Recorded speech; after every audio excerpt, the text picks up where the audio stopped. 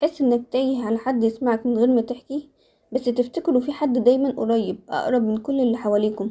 ربنا قال بنفسه: وإذا سألك عبادي عني فإني قريب. النهاردة هنغوص سوا في جمال الآية دي، هنشوف فيها الرحمة والقرب والقدرة اللي تطمن القلب. القرآن فيه 14 سؤال وكلهم بيبدأوا بيسألونك، وبعدها بيجي الرد بقل، ما عدا آية واحدة بس جت فيها فقل في سورة طه. لكن الموضوع ده الوحيد بدأ بجملة شرطية: وإذا سألك عبادي عني، والرد على الشرط جه من غير فعل قل. ربنا قال: فإني قريب أجيب دعوة الداعي إذا دعاني. فكأن الفاصل القصير ده اللي هو قل ربنا شاله عشان لحظة القرب بين اللي بيدعي وربه، فجه الرد فإني قريب، وده تنبيه على شدة قرب العبد من ربنا وقت الدعاء.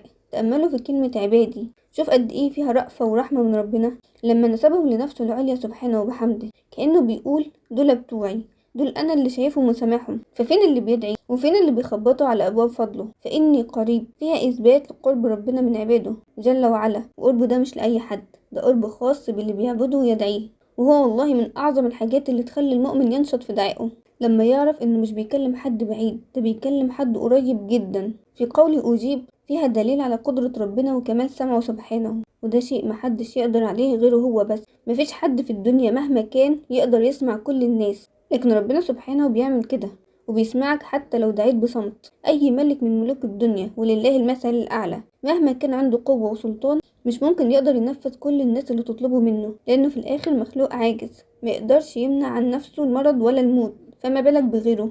فتبارك الله القوي العزيز الرحيم الرحمن. وبعدين تأمل في قوله: وإذا سألك عبادي عني فإني قريب. الآية كلها جاية بضمير المتكلم، يعني ربنا بيتكلم عن نفسه بشكل مباشر، وده فيه قرب كبير جدا جاي بطريقة اسمها الالتفات. لأن الآية اللي قبلها كانت بتقول: ولتكبروا الله، ما قالش ولتكبروني. لكن لما جه يتكلم عن مقام الدعاء فإني قريب أجيب دعوة الداعي إذا دعاني، وده مناسب جدا لأن الدعاء محتاج قرب، فربنا استخدم ضمير المتكلم علشان يطمنك ويقربك منه أكتر.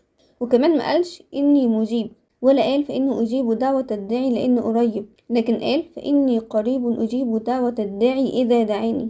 يعني بدأ بالقرب، لأن لما العبد يسأل عن ربنا ويتوجه له بالدعاء والسؤال، فأعظم حاجة تفرحه إن ربنا نفسه يكون قريب منه. يعني لو حد سألك إيه الأعظم في نظرك، إن دعائك يستجاب ولا إن ربنا يكون قريب منك؟ أكيد قرب ربنا منك هو الأشرف والأعظم. تخيل حال عبد ربنا قريب منه، إزاي هيكون لطفه بيه وحفظه ورعايته وكل حاجة حواليه. ومع قوله إذا دعاني في إشارة إن من شرط استجابة الدعاء إن اللي بيدعي يكون قلبه حاضر وقت ما بيكلم ربنا، وصادق في دعوته ومخلص، حاسس إنه محتاج ربنا بجد وحاسس بكرم ربنا ووجوده.